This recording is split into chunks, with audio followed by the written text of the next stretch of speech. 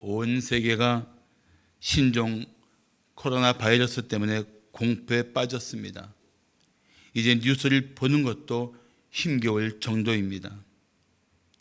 그런데도 불구하고 이런 재난 속에서 우리 국민들이 보여준 의연한 태도는 정말 눈물겹습니다.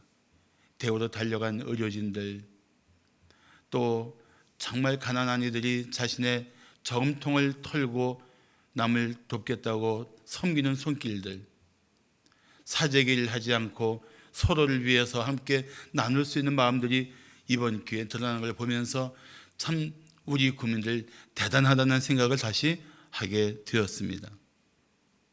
물론 아무리 생각해도 어쩌다 이 지경까지 왔는가 생각하면 안타까운 일들이 많습니다. 그렇지만 코로나 바이러스 덕분에 우리가 누리던 일상이 이제는 매우 특별한 것임을 깨닫게 되었습니다. 그리고 세상이 자랑하던 것들조차 한순간에 힘을 잃은 것을 목격했습니다. 인간이 세우고 스스로 자랑하던 큰 건물조차 졸지에 단절된 자리가 되고, 모든 것을 인간의 뜻대로 해낼 수 있다고 떵떵거리던 오만한 소리는 침묵의 늪에 빠졌습니다. 며칠 전에 어느 성도가 보내준 오대식 목사라는 분의 고백을 보았습니다. 앞부분을 보면 이렇게 시작합니다. 주님, 코로나19로 인해 불과 한 달 사이에 우리 생활 모든 것이 너무 많이 바뀌었습니다. 요즘 상황을 보면서 우리가 얻을 수 있는 교훈이 분명 있음을 보게 하시고, 우리가 잘못 가고 있었던 길을 반성하며 다시 주 앞에 바르게 서는 기간이 되게 하여 주시옵소서. 주님, 우리는 지금 평범한 일상이 다시 오기를 간구합니다. 매일 일상이 가장 큰 복인 것을 이제라도 알게 하시니 감사합니다. 그동안 주님이 주신 복을 곁에 두고 행운을 찾아 헤맸던 죄를 용서하시며 무엇이 가장 소중한 것인지 깨닫게 하여 주옵소서. 이렇게 시작하는 글이었습니다. 많은 사람들의 공감을 받고 있습니다. 그렇습니다. 우리가 평범하게 여겼던 것들이, 그런 일상의 삶이 얼마나 귀한 것인지를 우리는 경험하면서 이제는 어떤 큰 것이 아니라 우리 마음속에서 겸손한 마음으로 일상을 회복해 달라고 기도하게 되었습니다. 재난이 우리를 겸손하게 했습니다. 재난이 우리가 이미 누린 것들이 특별한 하나님의 은총임을 깨닫게 했습니다. 재난이 서로 이웃을 마음껏 만나고 끌어안고 손을 잡고 축복할 수 있었던 이것조차도 매우 특별한 것임을 다시 보게 했습니다. 이런 상황 속에서 우리가 교훈을 얻지 못하고, 이런 상황 속에서 우리가 삶의 태도를 바꾸지 않으면 우리는 또 다른 재난을 맞이할 수도 있습니다. 그래서 이 재난을 이긴 후에 우리는 더 놀라운 하나님의 사람들로서 회복이 함께 이루어질 줄로 믿습니다. 그래서 나는 이 재난을 통해서 누구보다도 먼저 성도들이 해야 할 일이 무엇인지를 함께 나누고자 합니다. 자, 재난 속에서 성도가 할 일은 무엇일까요? 첫째, 하나님의 긍휼을 드러내야 합니다. 요즘 교회에 대한 세상의 시선은 참 민망할 정도입니다. 또 우리를 향한 그 공격적인 언어들도 참 끔찍할 때가 있습니다. 예를 들어서 교회가 주일 예배를 고집하는 이유가 헌금이 줄어들 것을 우려하기 때문이라는 그런 댓글을 한번 보았습니다. 참 교회를 알지 못하고 한 말이기 때문에 마음에 둘 일은 아니지만, 세상의 시선이 이렇다면 우리가 얼마나 잘못 살았던가를 생각할 필요는 있다고 봅니다. 그런 사람들을 비난하기보다는 우리가 세상 속에서 얼마나 선한 영향력을 잃고 살았는지를 오히려 고백해야 옳다고 봅니다. 앞서 기도했지만 교회가 교회답지 못한 것, 성도가 성도답지 못하게 살았던 것을 가슴치며 참회해야 합니다. 그래서 오히려 이번 기회에 교회가 교회다운 모습을 회복하게 되고 성도가 성도다울 수 있다면 이 고난은 큰 유익으로 다시 돌아오게 될 줄로 믿습니다. 그러므로 사랑하는 성도 여러분, 세상의 잘못된 소리에 위축되지 마십시오. 사람들의 편견에 휘둘리지 마십시오. 교회는 역사적으로 모든 환난과 핍박을 이기고 승리했습니다. 그리고 성장했습니다. 그것은 교회가 하나님의 교회이기 때문에 가능했던 일입니다. 그러므로 우리는 이런 상황에서 오히려 교회답게 회복해야 할 것입니다. 먼저 우리가 교회다운 모습을 회복하려면 세상 속에서 우리를 공격하는 사람들까지도 긍휼히 여겨야 할 것입니다. 예수님께서 십자가에 못 박히셨을 때 그 십자가에서 제일 먼저 하신 말씀이 무엇입니까? 아버지여, 저들을 사하여 주옵소서. 자기들이 하는 것을 알지 못함이니이다라고 말씀하고 있습니다. 마치 교회가 모여서 예배하는 것이, 또 교회가 반드시 이 주일 예배를 지키려는 이 거룩한 몸부림이 재정과 관계에 있고 또 이웃들의 안전을 무시하는 것처럼 여기고 있고 마치 우리가 무슨 발병의 또 다른 근원지가 될 것 같은 시선으로 보고 있는 이 모든 것 속에서 우리는 그들을 향해서 오히려 이해하고 수용하고 그들을 긍휼히 여기는 마음으로 바라보아야 할 것입니다. 그러므로 더 교회답게, 더 이 시대의 아픔을 함께 짊어진 교회답게, 오히려 이 시대에 새로운 소망을 줄 수 있는 유일한 것이 교회임을 알 수 있도록 교회는 이 시대를 가슴에 끌어안고 저 고통하는 영혼들을 위하여 기도하며 그들을 가슴에 품고 주님의 은총을 구해야 할 것입니다. 그러면 하나님께서 오히려 박해하는 이들의 마음까지 돌이켜 교회로 나올 수 있도록 역사해 주실 줄로 믿습니다. 그 대표적인 인물이 바로 사도 바울 아닙니까?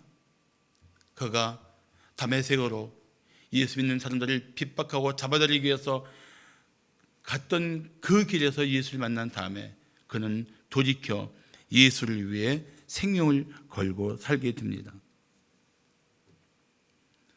우리는 무고하게 공격하는 이웃들이 예수님을 만날 수 있도록 기도해야 합니다. 그들을 긍휼히 여기고 그들이 하나님의 은혜 가운데 변화되도록 우리는 더 그들을 힘써 사랑하며 섬겨야 합니다. 왜 그렇습니까? 우리도 알지 못하고 하나님을 욕되게 했을 때, 우리도 우리에게 복음을 전하는 이들에게 핍박하며 그들을 업신여겼을 때 하나님은 그래도 우리를 포기하지 않고 마침내 복음을 듣고 예수를 믿는 은혜를 베풀어 주시지 않으셨습니까? 교회는 그런 교회가 되어야 합니다. 오늘 8절을 보십시오. 여호와는 긍휼이 많으시고 은혜로우시며 노하기를 더디하시고 인자하심이 풍부하시다고 말씀하고 있습니다. 우리 하나님이 어떤 분이십니까? 긍휼이 많으신 분이십니다. 얼마나 많을까요? 우리 모든 죄악을 충분히 덮을 만큼 많습니다. 다시 말하면 하나님의 긍휼은 우리가 빠져있는 이 깊고 넓은 죄의 바다를 충분히 덮을 만큼 풍성한 줄로 믿습니다. 게다가 인자하심이 풍부하시다고 말씀하고 있습니다. 부족함이 전혀 없을 만큼 우리에게 인자하심을 베푸신다는 것입니다. 사랑하는 성도 여러분, 우리가 그 긍휼을 받았기에 이제는 우리가 이웃에게 그 하나님의 긍휼을 드러내야 합니다. 우리가 그 하나님의 인자하심 속에 살고 있기 때문에 우리 이웃들에게 그 인자하심을 드러내야 마땅합니다. 그래서 우리는 이웃과 맞서 싸우는 교회가 아니라 오히려 질병의 두려움과 육체의 연약함과 경제적인 고통 때문에 몸부림치는 이웃들을 위로하며 복음을 전해야 할 때입니다. 죽을 수밖에 없는 인생에게 유일한 해답은 오직 예수 그리스도입니다. 죄와 사망의 권세에서 구원받을 수 있는 예수 그리스도, 그리고 예수 그리스도가 바로 우리를 모든 사망의 권세에서 구원하시는 주님이심을, 이 복음을 우리는 오히려 전해야 마땅할 것입니다. 교회가 세상 사람의 인정을 받기 위해서 적당히 처신하면 더 큰 위기를 맞이할 수 있습니다. 세상이 요구하는 대로 교회가 끌려가면 이 교회를 통해서 하나님이 하실 일들이 위축될 수가 있습니다. 오히려 더 죄에 빠져 죽어가는 이웃들을 긍휼히 여기고 복음을 전하고 생명의 빛을 전하는 교회가 되어야 합니다. 그럴 때 세상은 마침내 교회를 바라보기 시작할 것입니다. 마치 광야에서 불뱀에 물려 죽어가던 영혼들이 노뱀을 보는 것 순간 다시 살아난 것처럼 알지 못하고 욕하고 미워하고 적대적으로 대했던 교회가 자신들을 구원할 수 있는 십자가의 은혜가 있는 것임을 깨닫고 이웃들이 우리를 보도록 해야 합니다. 그것은 그들을 긍휼히 여기는 마음에서부터 시작되는 것입니다. 어떤 이웃도, 우리에게 어떤 모질고 거친 말을 하는 이웃도 긍휼히 여기고 그들이 오히려 예수를 만날 수 있는 은혜를 구하는 우리 교회, 우리 성도들이 되시기를 축복합니다. 자, 재난 속에서 성도가 할 일은 무엇일까요? 둘째, 사주의 은총을 기억해야 합니다. 사주의 은총. 해외에 계신 어떤 성도가 저에게 이런 글을 보냈습니다.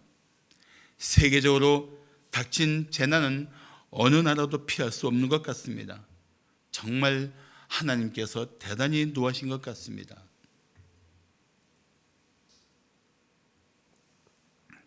그래서 제가 이런 답글을 보냈습니다. 인간들이 너무 방자했고 죄로 가득하며 교회의 타락과 성도의 부패한 삶을 보신 하나님이 어떻게 진노하지 않을 수 있겠습니까? 오래 참으신 하나님이 크게 진노하실 만하지요. 그러나 그 진노도 하나님의 성품상 곧 끝날 것입니다. 제가 그렇게 말씀드린 이유가 있어요. 그것은 오늘 본문의 9절을 기억하기 때문입니다. 자, 9절을 보십시오. 자주 경책하지 아니하시며 노를 영원히 품지 않는다고 말씀하고 있습니다. 이 말씀이 얼마나 위로가 됩니까? 자주 경책하신다면 우리가 죄를 지을 때마다 우리를 책망하시고 우리를 향하여 사랑의 채찍을 드신다면 우리는 도저히 견뎌내지 못할 것입니다. 그뿐 아니라 하나님은 노를 영원히 품지 않는다고 말씀하십니다. 하나님이 영원히 노를 품는다면 우리는 영원한 진노에 빠져들 수밖에 없습니다. 그런데 영원히 노를 품지 않는다는 말씀은 이 노가 끝날 때가 있다는 뜻입니다. 어떤 재앙이라도, 어떤 고난이라도, 어떤 죽을 것 같은 상황이라도 마침내 하나님의 자비로운 손길로 끝날 때가 있다는 것입니다. 그렇습니다. 하나님이 노를 푸실 때가 곧 올 것입니다. 그러면 우리가 할 일이 무엇입니까? 그냥 맥없이 하나님의 노가 풀릴 때까지 기다려야 할까요? 아닙니다. 하나님의 노가 멈추고 다시 이 땅에 하나님의 자비와 긍휼이 임하도록 진정한 죄의 자백과 죄의 길에서 돌아서는 결단이 있어야 합니다. 그렇지 않으면 우리의 삶의 자리는 더 큰 고통의 늪에 빠져들고 소망의 빛조차 가물거릴 것입니다. 그러므로 우리는 이제 마음을 찢는 통회하는 자세로 주님 앞에 나와야 합니다. 10절을 보시면 우리의 죄를 따라 우리를 처벌하지는 아니하시며 우리의 죄악을 따라 우리에게 그대로 갚지는 아니하셨다고 말씀하고 있습니다. 우리는 하나님의 공의로운 처벌을 받아 마땅하지만 그렇게 하지 않으셨습니다. 하나님은 우리의 죄를 따라 처벌하지 않고 우리의 죄악을 따라 우리에게 갚지 않으셨습니다. 오히려 기다리셨고 오래 참으셨고 우리가 그 죄로부터 돌이키기를 기다리고 계셨던 것입니다. 오늘 11절 보시면 하나님께서 우리를 바로 처벌하지 않은 이유가 나옵니다. 이는 하나님이 우리 죄를 처벌하시고 우리를 그 죄악 중에 그대로 갚지 않으신 이유는 하늘이 땅에서 높음같이 그를 경외하는 자에게 그의 인자심이 크심이라고 말씀하고 있습니다. 그렇습니다. 하나님은 그 인자신, 그 크신 인자심으로 우리를 죄악대로 다루지 않으셨습니다. 더구나 이것은 하나님을 경외하는 자에게 주시는 은총인데도 불구하고 우리같이 부끄러운 인생에게도 베푸셨다면 얼마나 과분한 은총을 입고 살아왔던 것입니까? 정말 과분한 은총을 입고 살아왔으면서도 그 은총조차 깨닫지 못한 채 살았던 우리들이 얼마나 어리석은 인생들이며 얼마나 부끄러운 존재였습니까? 그런데 하나님은 참고 또 참고 기다려 주셨습니다. 그래서 우리는 이 은총을 받을 자격이 없었던 인생임을 알게 되고 그러므로 이 은총이 하나님의 전적인 은혜라고 고백하게 되는 것입니다.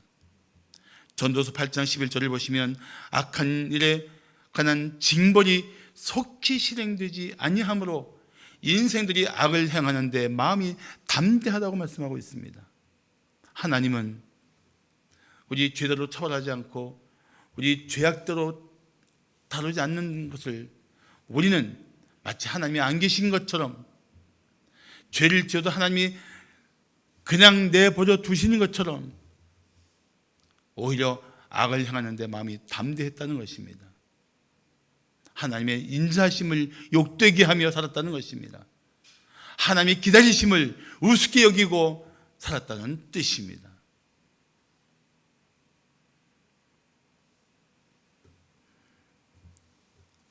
하나님의 은총을 하찮게 여기고 하나님의 오래 참으심을 가볍게 여겼던 삶이 우리의 삶이었다면 이제는 바뀌어야 합니다. 하나님 두려운 줄 모르고 살았던, 그래서 그 죄악된 마음대로 살았던 그 모든 삶을 이제는 주님 앞에 자백하고 돌이켜야 합니다. 나는 정치하는 사람들 중에는 하나님 두려운 줄 모르고 함부로 말하는 사람들이 있다는 것은 이해하지만 목사나 성도나 정말 하나님의 사람들이 하나님을 두려워하지 않고 살고 있다면 난 이것은 정말 끔찍한 일이라고 생각합니다. 난 이 시대가 무엇보다도 교회를 중심으로 하나님을 두려워할 줄 아는 사람들의 변화가 일어나기를 축복합니다. 하나님 두려운 줄 알아야 돼요. 그럼에도 불구하고 우리에게 베푸신 하나님의 은총은 참 놀랍습니다.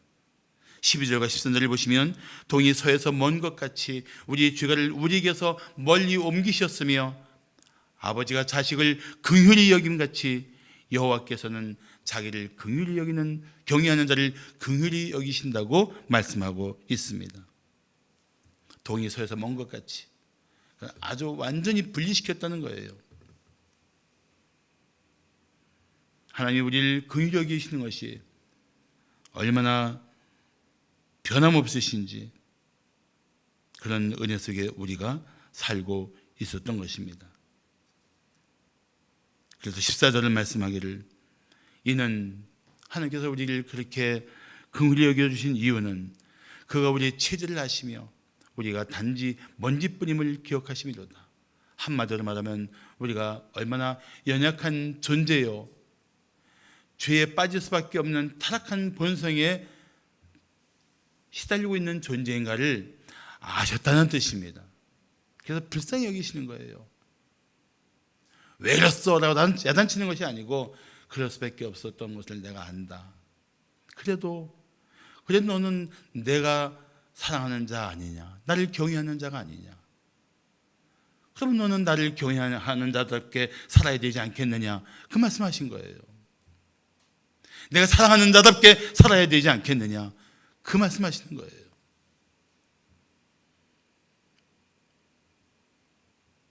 이제는 하나님의 사랑을 입은 사람답게 살도록 힘써야 합니다.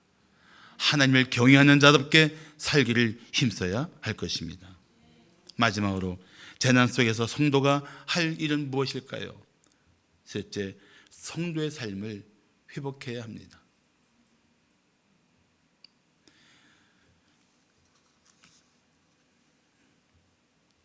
요즘 교회에서 예배하려고 모인다면 정부나 지방자치단체장이 요구하는 조건이 있습니다. 마스크를 써야 하고 손세정기를 닦고 들어오고 또 거리는 2m를 둬야 되고, 이 2m 거리 두는 것을 요즘 사회적 거리 두기라고 말합니다.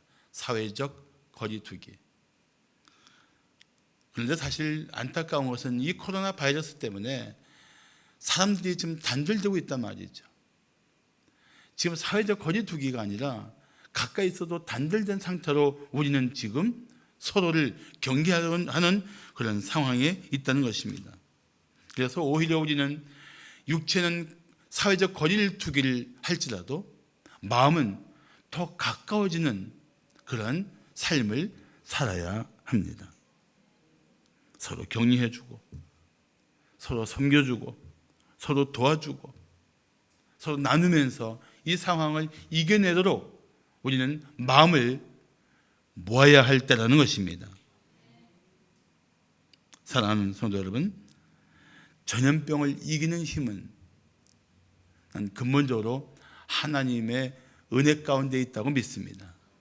그래서 하나님에 대한 믿음을 가지고 우리는 이것을 이겨낼 수 있도록 다시 영적으로 먼저 우리가 회복이 되어야 되고 하나님 앞에 믿음을 다시 다잡아야 합니다.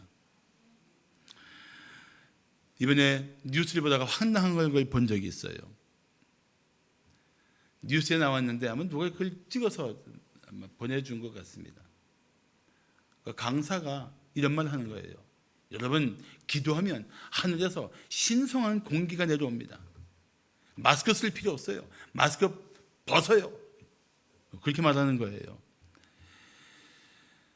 사실 그리스도인들이 더 이웃들에게 누가 되거나 이웃들에게 고통을 주지 않도록 우리가 더 마스크를 착용하고 손세정자를 사용하고 우리를 청결케 하는 일들을 우리는 앞장서야 합니다.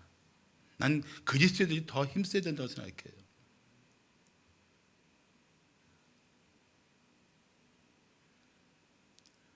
중요한 것은 그리스도인들이 그렇게 힘쓸 뿐 아니라 그리스도인다운 삶을 회복하면서 이웃들에게 역시 그리스도인은 달라라는 말을 들을 수 있는 삶을 살아야 할 것입니다. 우리 민족이 어땠습니까?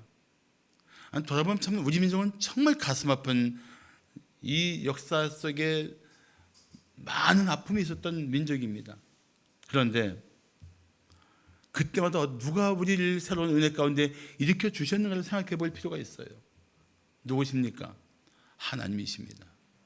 하나님이 일제의 잔악한 압제를 벗어나 우리를 독립시켜 주셨습니다. 김일성이 일으킨 전쟁의 폐허를 딛고 일어선 것도 하나님의 역사입니다. 중국 공산당의 개입으로 통일을 목전에 두고 물러섰지만 놀랍게 회복한 경제 대국이 된 것도 하나님의 도우심입니다. IMF의 처절한 고통도 이겨낼 수 있었던 배후에 나는 하나님의 은총이 있었다고 믿습니다. 그러면 지금 우리가 의지할 분이 누구십니까? 하나님이에요. 하나님. 우리를 능히 일으켜 주실 하나님을 의지해야 됩니다. 그래서 난 누구보다도 하나님을 경외하는 삶을 회복해야 할 때라고 봅니다. 누가요? 하나님의 사람들이. 그리스도인들이 하나님을 경외하는 삶을 회복해야 한다고 봅니다. 자, 오늘 본문 17절과 18절을 보십시오. 여호와의 인자하심은 자기를 경외하는 자에게 영원부터 영원까지 이르며 그의 의는 자손의 자손에게 이르리니 곧 그의 언약을 지키고 그의 법도를 기억하여 행하는 자에게로다라고 말씀합니다.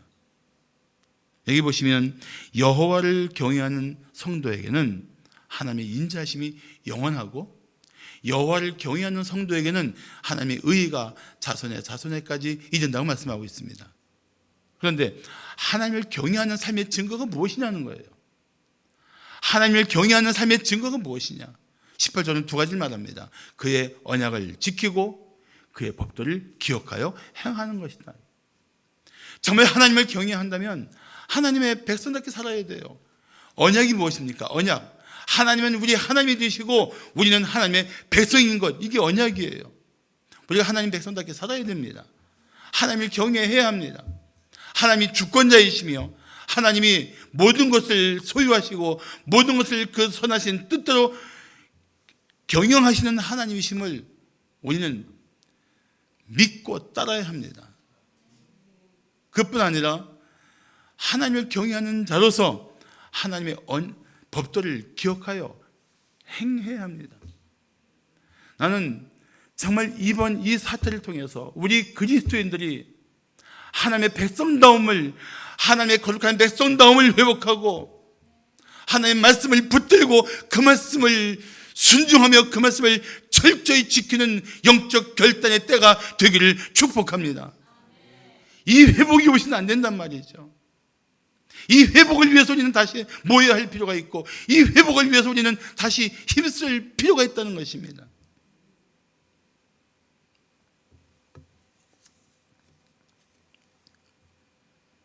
우리가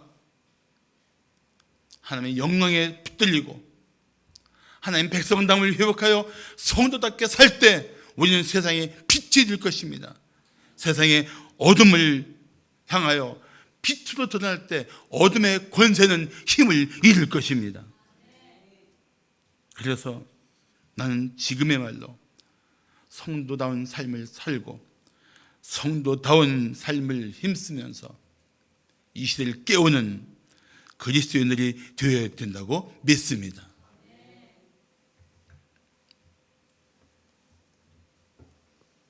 설교를 준비하면서 이런 생각이 들었습니다. 신천지는 교회의 음지 속에서 피어난 독버섯이다. 우리가 잘못해서 피어난 독버섯이란 말이죠. 전염병은 우리의 죄악 때문에 나타난 하나님의 회초리다. 교회를 향한 세상의 이 비난과 경멸은 교회의 부패 때문에 받고 있는 하나님의 경고다. 난 그 생각했어요. 그러나 우리는 다시 일어서게 될 줄로 믿습니다. 우리 영적으로 승리하게 될 줄로 믿습니다.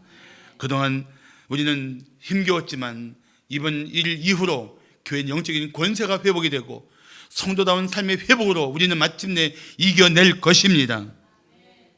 성경에 나타난 승리한 사람들의 이야기는 영적인 승리였습니다. 어떻게 이겨냈습니까? 하나님이 함께 하심으로 이겨냈습니다.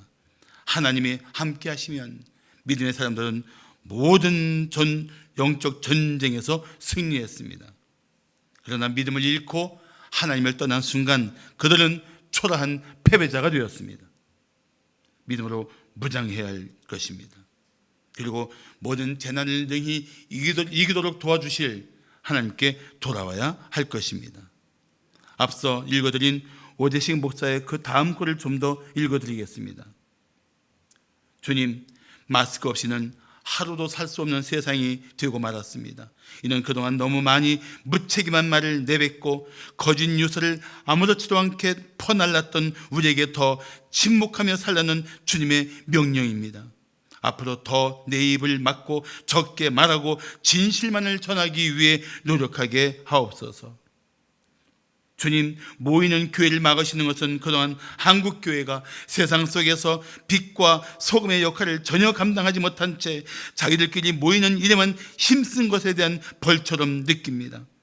우리의 믿음의 현장이 교회가 아니라 세상임을 알려주시는 주님의 교훈이 분명한 것 같습니다.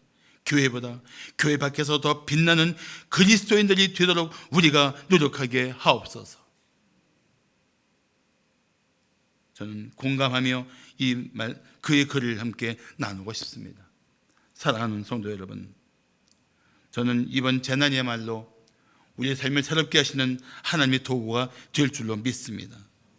그러므로 먼저 무엇보다 하나님의 임재 앞에 나와 기도해야 할 때입니다. 내일부터 새벽 기도를 시작합니다. 기도하며 하나님의 은총을 구하십시다. 하나님께 우리 민족을 긍휼히 여기고 회복시켜 달라고 부르짖어 기도합시다.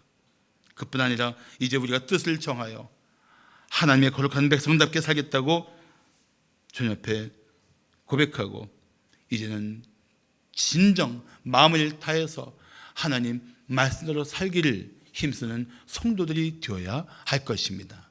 그러면 한국교회는 다시 이 시대를 일으키며 세우는 하나님의 손길이요 하나님의 도구가 될 줄로 믿습니다. 기도하겠습니다.